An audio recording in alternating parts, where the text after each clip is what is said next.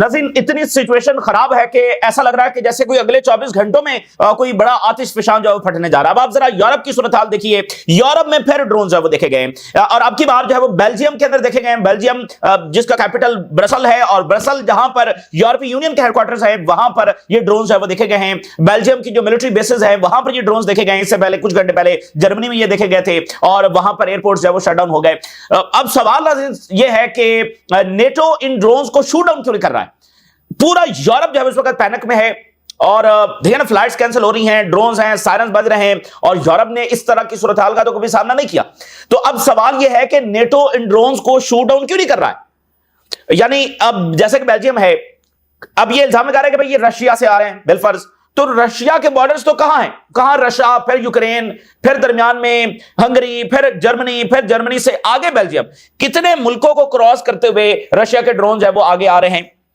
तो नेटो बैठा हुआ है, इन मुल्कों के अपने बेहतरीन एयर डिफेंस है, दुनिया के बेहतरीन एयर डिफेंस इनके पास है, अमेरिकन फौजें जो है वहां पर डिप्लॉय हैं, F-35 इनके पास है, पैट्रियट इनके पास है, थर्ड इनके पास है, खुद यूरोप की अपनी टेक्नोलॉजी है। तो ये ड्रोन्स किस तरह, ये कैसे पॉसिबल है कि उनके एयर स्पेस में खुलेआम घूम रहे हैं। चलो ये मान लिया कि ये रशिया ने भेजे हैं, लेकिन ये खुलेआम कैसे घूम रहे हैं इस बात की समझ जब नहीं आ रही है। यानी ये ड्रोन्स आते हैं फिर अचानक से गायब हो जाते हैं। इन ड्रोन्स को क्या नेटो और यूरोप जो है वो गिरा नहीं सकता है। तो इससे ये बहुत बड़ा सवाल वहां पर उठाया जा रहा है और ये शक पैदा हो रहा है कि क्या ये कोई फॉल्स फ्लैग ऑपरेशन है यूरोपियन पब्लिक को डाइवर्ट करने के लिए और रशिया को एक खतरा बताने के लिए कि देखो वो ड्रोन्स भेज रहे हैं, वो अब बस हमारे पर हमला करने जा रहे हैं। इन्होंने उनके टैंकर्स पकड़ लिए हैं, तो रशिया के जो वॉरशिप्स हैं वो डेनमार्क के सालों के ऊपर वो पहुंच रहे हैं। और हंगरी के प्राइम मिनिस्टर ने कहा है कि यूरोपीय यूनियन ने फैसला कर लिया है और वो अपनी फौजें यूक्रेन में भेजने जा रहे हैं। और उन्होंने कहा कि ये फौजें जब दो टांगों पर जो वहां पर जाएंगी, दो टांगों पर वापस नहीं आएंगी। और उन्होंने ये भी बात की है कि हम आलमी जंग की तरफ जब जा रहे हैं, और अब वो कह रहे हैं कि इन्होंने फैसला कर लिया, फौजें भेजने जा रहे हैं। वेनेजुएला से सूरत हाल ये है, उन्होंने कहा कि हमें पता चल चुका है, हमारे ऊपर हमले का फैसला हो गया है। वेनेजुएला से ताजा तरीन जो खबर आ रही है, वहां पर जंगी मशकें जारी हैं और उन्होंने कहा है कि हमें पता चल चुका है, हमारे पास ये खबर आ गई, इंटेलिजेंस हमारे पास आ गई है कि फैसला हो गया है वेनेजुएला पर हमला करने का और फौज उतारने का। और अभी स्ट्रेटजी भी सामने आ गई है, यानी इन्वेजन वेनेजुएला की होने जा रही है, लेकिन किस तरह, जैसे अफगानिस्तान की हुई, जैसे इराक की हुई, क्या उस तरह, क्योंकि उसमें जो है वो कैपिटल के ऊपर अटैक किया गया, मिलिट्री बेसिस को डिस्ट्रॉय किया गया और कारपेट बमिंग जो है वो की गई। क्या वेनेजुएला के ऊपर भी इसी तरह की इन्वेजन होने जा रही है या वहां पर कोई पैटर्न जो है डिफरेंट है, तो वो भी आपके सामने रखेंगे। साथ ईरान ने कहा है कि हमारे खिलाफ गल्फ के अंदर जब वो बिल्डअप हो रहा है, गल्फ खलीज फारस में भी और गल्फ में जो अमेरिकन बेसिस है वहां पर भी अमेरिका जो है वो बिल्डअप कर रहा है। अब ये ईरान का मामला यहां पर बड़ा डेंजरस है। उसकी वजह नाज़रीन ये है कि अगर अमेरिका ईरान पर अटैक करता है, अभी इसको हम आगे तफसील में डिस्कस करेंगे, सवाल सिर्फ ये है कि अगर अमेरिका ईरान पर अटैक करने जा रहा है तो ये वाज़ेह है कि ईरान भी अमेरिका पर अटैक करेगा, लेकिन अमेरिका में कहां, अमेरिकन बेसिस पर, और वो कहां है, वो खलीजी ममालिक के अंदर हैं। उसका नतीजा क्या निकलेगा। लास्ट जो ईरान ने अमेरिकन बेस के ऊपर अटैक किया था तो फौरी खलीजी रियासतों का रिएक्शन जो क्या आया था और नेतन्याहू की स्टेटमेंट क्या थी कि हम अपने गोल्स अचीव करने के बहुत करीब पहुंच गए हैं। कैसे गोल्स, जाहिर है कि इनको आपस में लड़वाने के गोल्स। फौरी जो रद्द-ए-अमल सऊदी अरेबिया का आया, कतर का आया, बाकी सारी खलीजी रियासतों का आया और इवन सारे OIC मेंबर जो ईरान के खिलाफ हो गए थे, आपको याद है, मिस्र का, पाकिस्तान का, ये सब जो है वो ईरान के खिलाफ रद्द-ए-अमल जो आया, OIC मेंबर्स का ईरान के खिलाफ जब रद्द-ए-अमल आया, तो ये इसमें बहुत बड़ी फॉल्ट लाइन है। अमेरिका ने अटैक करना है ईरान पर और आगे से ईरान ने भी अटैक करना है, तो फिर क्या होगा, आप अंदाजा नहीं कर सकते ये कितना खौफनाक मामला है। ये बहुत बड़ी फॉल्ट लाइन है इनकी आपसी जंग की। इसको अब ये कैसे बैठकर जो टैकल करेंगे। ज़ाहिर कतर कहेगा कि ये हमारी बेसिस पर आप अटैक क्यों कर रहे हैं, हालांकि वो है तो अमेरिकन बेसिस और इसलिए अटैक हो रहा है क्योंकि अमेरिका उन पर अटैक करेगा। बहुत ही खौफनाक ये बात है। ईरान कह रहा है कि यहां पर बिल्डअप हो रहा है। टर्किश इंटेलिजेंस ने पहला ऑपरेशन किया मुसाद के खिलाफ। मुसाद जो है वो टर्की में दाखिल हो गई है और टर्किश इंटेलिजेंस ने मुसाद के एजेंट्स को पकड़ लिया। इस्तांबुल के अंदर ये बड़ी डेवलपमेंट इस वक्त सामने आ रही है। मुसाद के एजेंट्स को इस्तांबुल में पकड़ लिया गया और ये मुसाद के एजेंट्स वहां पर कर क्या रहे थे, पैलेस्टीनियंस को टारगेट करने की प्लानिंग कर रहे थे। देखिए पूरा मिडिल ईस्ट इजराइल के अंडर अटैक आ चुका है। खलीजी रियासतों में वो अटैक कर रहे हैं, अब टर्की में भी वो अटैक कर रहे हैं। वो पूरी प्लानिंग कर रहे थे वहां पर अटैक की। ये तो जो टर्किश इंटेलिजेंस है उसने जब पकड़ लिया, आपको याद है 2-3 महीने कबल जो है वो हमने एक रिपोर्ट आपके साथ शेयर की थी और वो टर्किश इंटेलिजेंस की रिपोर्ट थी जिसमें टर्किश इंटेलिजेंस ने ये कहा था कि अब इजराइल जो है वो टर्की पर हमला करने की तैयारी कर रहा है और यहां पर वो इंटेलिजेंस ऑपरेशंस करेगा। तो टर्की की इंटेलिजेंस ऑलरेडी अलर्ट थी और उन्होंने मुसाद के एजेंट्स वहां पर पकड़ लिए। लेकिन ये बात वाज़ेह है कि अब टर्की और इजराइल की जंग का आगाज हो गया है। साइबर लेवल के ऊपर और इंटेलिजेंस लेवल के ऊपर और डिफरेंट लेवल के ऊपर इस जंग का भी आगाज जो है यहां से हो गया है। तो इसी दरमियान खबर यह है कि एक और इजरायली फौजी जो है उसने अपनी जान ले ली है। The body of the 53-year-old ये सोल्जर है, इसकी सिटी शाम के अंदर जो है SHAM शाम उनका कोई शहर है, वहां पर इसकी बॉडी पाई गई है और इजरायली मीडिया के मुताबिक इसने अपनी जान जब खुद लिया। तो ये है इनकी आर्मी जो सिर्फ औरतों और बच्चों के ऊपर जब बॉम्बिंग कर रही है, और ये जो खौफ के मारे बैठे हुए हैं सिर्फ इनके ऊपर जब उनका दबदबा चलता है तो इनके फौजी अपनी जानें खुद ले रहे हैं। अगर वेनेजुएला की स्टेटमेंट्स मैं आपके सामने रखूं तो वेनेजुएला ये कह रहा है the situation is clear and does not need analysis, the American attack is a matter of time. कोई एस्टिमेट लगाने की जरूरत नहीं है, कोई एनालिसिस करने की जरूरत नहीं है कि ये जो उनके जहाज आ रहे हैं, ये जो उनकी फलां इक्विपमेंट यहां पर डिप्लॉय हो रहा है, ये जो उनके वॉरशिप्स आ रहे हैं, इसका मकसद क्या है। नहीं, अब ये कोई जरूरत नहीं है, ये पता है कि हमला होने जा रहा है, ये वाज़ेह है, ये बस अब मैटर ऑफ टाइम है। आज हमला होता है, कल होता है, 10 दिन के बाद होता है, ये हमला होने जा रहा है। और देखिए कितनी पेनफुल सूरत हाल होगी वेनेजुएला के लिए, किसी भी कौम के लिए। देखिए इकोनॉमिक क्राइसिस आते हैं, लीडरशिप के क्राइसिस आते हैं, करप्शन होती है मुल्क में, बहुत सारे जलजला आ गया, कभी कुछ हो गया, हर मुल्क मुख्तलिफ चैलेंजेस और क्राइसिस से गुजरता रहता है। लेकिन जब कोई गैर मुल्की फौज हमलावर होती है, फौज किसी नेशन के ऊपर, किसी के वतन के ऊपर आकर अटैक करती है, किसी भी नेशन के लिए उससे खौफनाक और भयानक चीज कुछ हो नहीं सकती, इससे बड़ी तकलीफदेह चीज उनके लिए हो नहीं सकती। ये किसी भी कौम पर सबसे मुश्किल तरीन वक्त होता है जब उनके वतन के ऊपर कोई बाहर से आकर हमला कर दे, उनकी जनरेशंस तबाह कर दी जाती हैं, उनके ख्वाब जो है वो डिस्ट्रॉय कर दिए जाते हैं, और इतने लोग उसमें जानों से जाते हैं और आने वाली नस्लें उसको भुगतती हैं। इसकी सबसे बड़ी मिसाल हमारे सामने लीबिया है, आज तक वो तकलीफ में है। इसकी सबसे बड़ी मिसाल हमारे सामने शाम है, इसकी सबसे बड़ी मिसाल हमारे सामने सोमालिया सूडान है, हमारे सामने इराक है, इवन अफगानिस्तान में एक, ठीक है, एक हुकूमत आ गई, लेकिन अभी भी अफगानिस्तान उस पेन से निकला नहीं है और अभी तक स्टेबल नहीं हो सका है। तो ये किसी बैरूनी ताकत का हमला जो है ना, ये पूरी सेंचुरी आपकी ले जाता है, आपकी पूरी सेंचुरी ये ले जाता है उस कौम को दोबारा से रिवाइव करने के लिए। और ये भी उनकी लक होती है कि उनको कोई ऐसी लीडरशिप जब वो मिल जाए जो बाद में जाकर उनको किसी ट्रैक के ऊपर जब वो ले आए, जैसे चाइना जो है वो सेंचुरी ऑफ ह्यूमिलिएशन से निकला है। तो ये बहुत रेयर केस होता है कि कोई बाद में कोई लीडरशिप मिल जाए जो उनको निकाल ले, लेकिन आपकी पूरी सेंचुरी समझे गई, कितनी नस्लें हैं जो उसमें तबाह बर्बाद हो जाती हैं। लेकिन आपका एक मुल्क है, आप उसमें रहते हैं, आपकी प्रॉपर्टी है, आपके पास शनाख्त है, आपके पास कुछ राइट्स हैं, आपका कॉन्स्टिट्यूशन है, आप अपनी मर्जी के हुक्मरान चुनते हैं, जैसा जैसा भी आपका सिस्टम होता है, वोट करते हैं, आपके हुक्मरान है, आप उनको क्रिटिसाइज कर सकते हैं, आप उनको पूछ सकते हैं, ये सब आपसे छीन जाता है। सबसे बढ़कर आपकी शनाख्त ही आपसे छीन जाती है, आपके ऊपर जो आप अपने हुक्मरानों का फैसला नहीं कर सकते, बाहर से आई ताकतें अब आपका फैसला करेंगी, वो कुछ भी आपके ऊपर जब इंपोज कर दें, वेरी वेरी पेनफुल। और देखें ना दुनिया किस तरफ जा चुकी है, मतलब कितनी नेशन मजीद जब वो अब अंडर अटैक आने जा रही है, हम लफ्जों में इस सूरत हाल का बयान नहीं कर सकते। अब खबर यह आ रही है कि अमेरिकन बिल्डअप वहां पर ऑलमोस्ट कंप्लीट हो गया है हमला करने के लिए, और स्ट्रेटजी ये सामने आ रही है कि अमेरिका जो की एरियाज हैं, स्ट्रेटेजिक एरियाज हैं, उनके ऊपर पहले अटैक करने जा रहा है, यानी बंदरगाहों को अपने कब्जे में लेने जा रहा है, यानी कि एयरपोर्ट्स को जब अपने कब्जे में लेने जा रहा है, कुछ और जो स्ट्रेटेजिक बेसेस हैं उनको जब अपने कब्जे में लेने जा रहा है, वहां पर जब वो फौजी उतरेंगी, वो देखना, यानी पूरे मुल्क को वो यरगमाल जब बनाने जा रहे हैं, एयरपोर्ट्स पर उतरेंगे, बंदरगाहों को जब कंट्रोल कर लेंगे, तो उसका नतीजा क्या निकलेगा।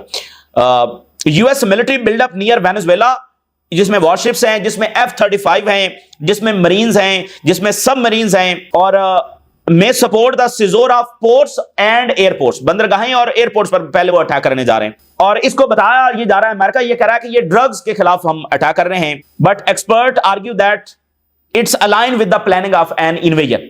असल में ये एक इन्वेजन है, ड्रग्स। अब कितना भोंडा ये इल्जाम है वेनेजुएला के ऊपर कि ड्रग्स के नाम के ऊपर अटैक करने जा रहे हैं। यूएस मिलिट्री प्लानर्स है वो ये बिलीव कर रहे हैं कि उन्होंने इनफ बिल्डअप जो है वो वहां पर कर लिया है, और लैंड सीजोर ऑपरेशंस वो अब लॉन्च करने जा रहे हैं किसी भी वक्त, टू सीज की strategic facilities such as the ports, such as the airports and some important bases, according to the report issued by the Washington Examiner. American जो मिलिट्री कमांडर्स हैं वो ये बिलीव कर रहे हैं कि उनकी प्लानिंग भी मुकम्मल हो चुकी है, उनका बिल्डअप भी मुकम्मल हो चुका है, और अब वो किसी भी वक्त हमला करने के लिए तैयार है। और पूरा वेनेजुएला इस वक्त हाई अलर्ट है, इमरजेंसी की सूरत हाल है, और जंगी मशकें हो रही हैं, और मुख्तलिफ रोड्स के ऊपर मिलिट्री मूव करती हुई नजर आ रही है, जो इक्विपमेंट्स है वो मूव करता हुआ नजर आ रहा है, सरफेस टू एयर मिसाइल्स है वो मूव करते हुए नजर आ रहे हैं, दीगर भी हैवी इक्विपमेंट्स है वो आगे पीछे मुख्तलिफ एरियाज में शिफ्ट कर रहे हैं। तो ये तो है वेनेजुएला की सूरत हाल, और वो कह रहे हैं कि हमारे पर हमला होने जा रहा है। और ये सिर्फ वेनेजुएला पर हमला नहीं होगा, ये फिर बाकी पूरे रीजन की तरफ अमेरिका जो वो बढ़ेगा। अच्छा, इसी दरमियान ईरान क्या कह रहा है? Tehran warns US amid gulf buildup, we will not go to pressure. Iran has condemned the US military buildup across the gulf, the act of intimidation going to defend its sovereignty and resist what it calls psychological warfare and regional militarization. उधर वो buildup हो रहा है Venezuela में, उधर NATO buildup कर रहा है रशियन बॉर्डर्स के ऊपर, उधर पैसिफिक के अंदर अलग बिल्डअप हो रहा है, और अब ईरान कह रहा है कि गल्फ में बिल्डअप होने जा रहा है। खुद ओआईसी के ममालिक के लिए, मुस्लिम दुनिया के लिए ऑलरेडी बड़ा पेनफुल टाइम है जो कुछ गजा में हो रहा है, लेकिन और पेनफुल टाइम आने जा रहा है।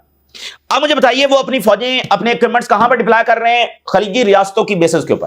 तो वो अटैक कहां से लॉन्च करेंगे? मुमकिन है यहां से करें, मुमकिन है यहां से नहीं करें, किसी और जगह से करें, लेकिन ईरान ने तो अमेरिकन बेसिस को निशाना बनाना है ना, जहां जहां पर हैं। तो फिर ये झट से क्या उठेंगे कि ईरान ने हमारे पर अटैक कर दिया है? हालांकि ये इतना नहीं अमेरिका को कह सकते कि आप यहां पर स्टेबिलिटी के लिए हैं या जंगों के लिए हैं। ये कितनी सादा सी बात है कि अमेरिका अगर ईरान पर अटैक करता है तो क्या ईरान के पास ये जवाब नहीं है और उनके पास ये लेजिटिमेसी नहीं है कि वो वापस अमेरिका के ऊपर अटैक करें और जहां जहां पर अमेरिकन बेसेस हैं उनको निशाना बनाए? क्योंकि अमेरिकन बेसेस पूरी तरह से इन्वॉल्व होंगी। बेशक वहां से बराह रास्त जंगी तारे ना उड़ें, लेकिन लॉजिस्टिक सपोर्ट, वहां से जो उनकी टीम्स बैठी हुई हैं, वहां पर जो उनके सिस्टम डिप्लॉय हैं, वहां पर जो उनके रेडार्स हैं, वो सारे तो इसमें हिस्सा ले रहे होंगे। सेंटकॉम के बगैर कैसे ये जंग होगी? तो फिर अगर ईरान अटैक करेगा, ये झट से कहेंगे ईरान ने हमारे पर अटैक कर दिया। और मैं आपको बता रहा हूं, ये बड़ा खौफनाक टाइम आ रहा है। ईरान को ये बिल्कुल अकेला करने की कोशिश करेंगे और सारा ओआईसी ईरान के खिलाफ खड़ा होने वाला है। ये हमने उसका छोटा सा मुजाहरा 24 घंटे हमें सिर्फ ऐसे देखे थे, ये आए थे, और ये इजराइल उसी की तरफ इनको दोबारा धकेल रहा है। अब उसूली बात तो यह है कि ये खलीजी रियासतें हैं कि भाई आप ये हमें एक नई जंग की तरफ क्यों धकेल रहे हैं? ठीक है ना, वो कह नहीं सकते हैं, वो नहीं कह सकते हैं, यानी वो इस तरह से अमेरिका और इजराइल के शिकंजे में है, वो कुछ भी नहीं कर सकते हैं। और यही बात है, जो इजराइल के साथ नॉर्मलाइजेशन करेगा वो इंडिपेंडेंट नहीं होगा, वो ताकतवर नहीं होगा, वो मजबूत नहीं होगा, बल्कि वो इजराइल इनके सिस्टम्स में ऐसे पेनिट्रेट करेगा कि ये जरगमाल बन जाएंगे। तो अभी तक हमें मिडिल ईस्ट में दो ही मुल्क नजर आ रहे हैं ना, या टर्की है या ईरान है। सबसे बढ़कर ईरान है, उसके बाद टर्की है जो अपने फैसले ले पा रही है, कुछ चीजों को चैलेंज कर रहे हैं। तो बाकी तो सब जो यरगमाल बन चुके हैं। तो ईरान अब कह रहा है कि गल्फ में वो बिल्डअप कर रहे हैं। अमेरिका में फीफा वर्ल्ड कप होने जा रहा है, तो ईरान की टीम को उसमें से निकाल दिया गया। अमेरिका ने उनको वीजा देने से इनकार कर दिया। वो अब जरा अंदाजा करें, इस दुनिया में सर्वाइवल जो है ना, इन कौमों का बड़ा मुश्किल होता चला जा रहा है।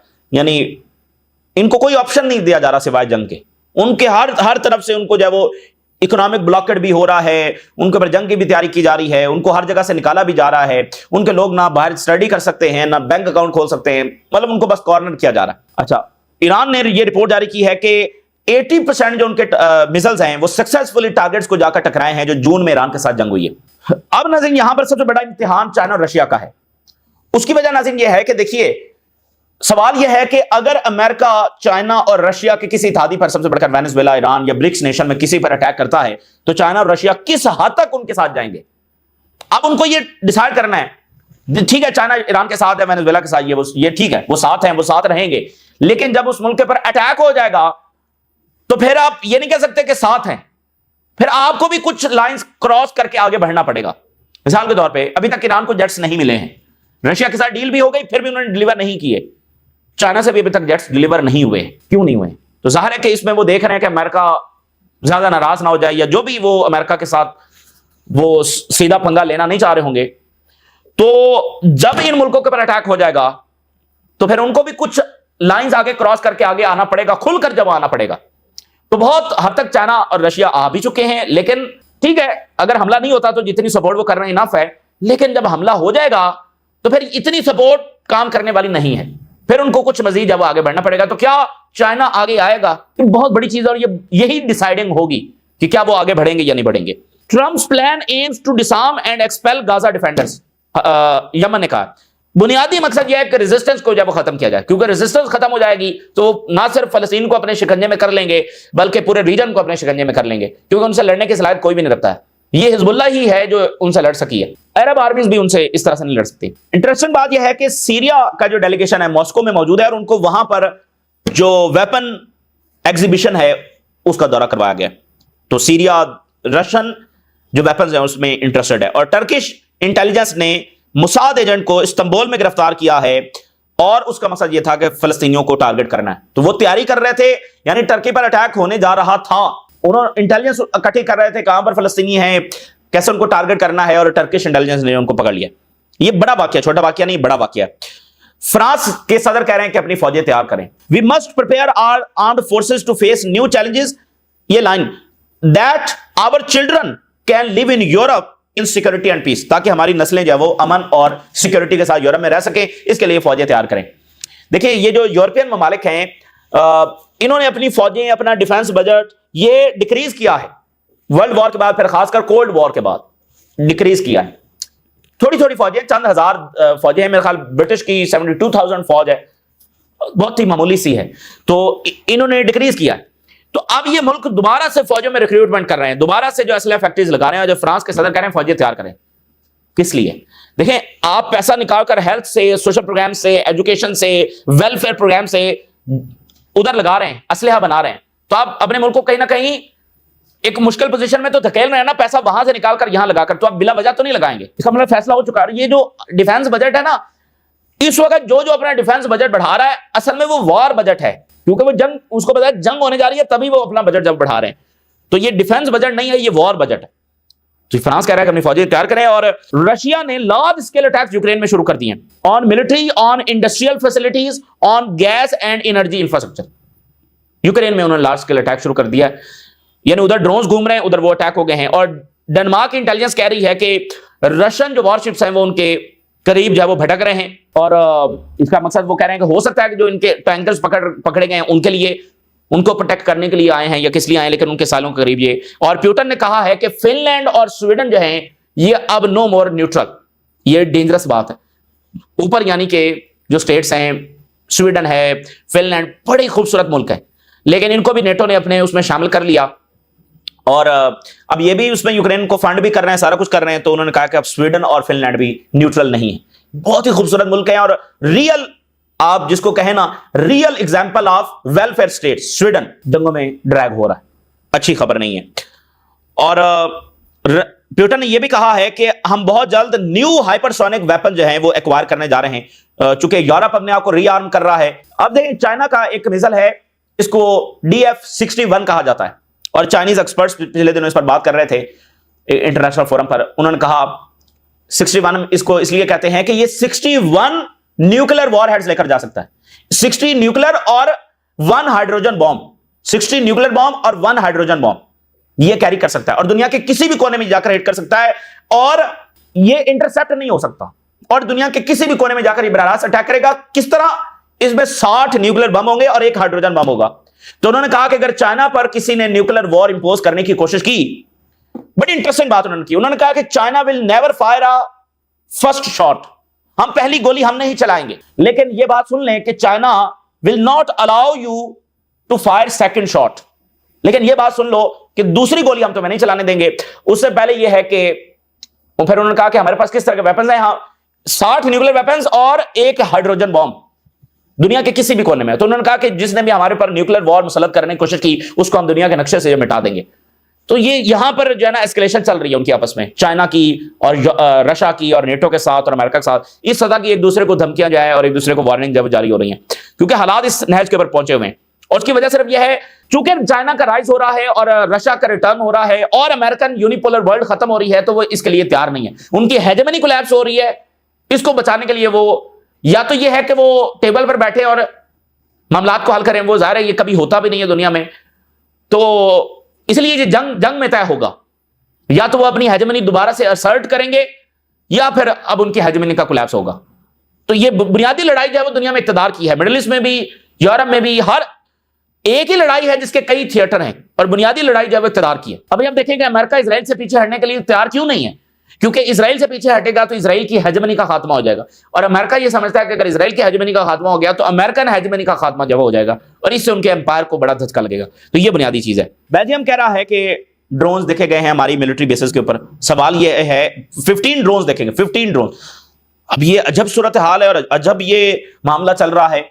15 ड्रोन्स बेल्जियम में घुस गए हैं, और अभी वो एविडेंस भी नहीं दे पा रहे हैं कि ये रशिया के हैं, लेकिन कह रहे हैं कि ये रशिया के, लेकिन एविडेंस भी कोई नहीं है, तो उनको गिरा भी नहीं रहे। मतलब वो ड्रोन्स गया ना तो उनको गिरा तो सकते हैं ये, लेकिन गिरा भी नहीं रहे। उनको गिराएं और एविडेंस दें कि भाई ये रशियन ड्रोन्स हैं। और रशियन इंटेलिजेंस ने ये खबरदार किया है कि यूक्रेन फॉल्स फ्लैग ऑपरेशन करने जा रहा है ताकि नेटो को ड्रैग कर सके। तो ये बड़ा गंभीर मामला है। हंगरी के प्राइम मिनिस्टर कह रहे हैं कि यूरोपीय यूनियन ने फैसला कर लिया अपनी फौजें यूक्रेन में भेजने का, लेकिन ये बात सुन लो, दीज ट्रूप्स विल रिटर्न इन कफन। ये जाएंगे तो 2 टांगों पर, लेकिन 2 टांगों पर वापस नहीं आएंगे, ये उन्होंने बात की है।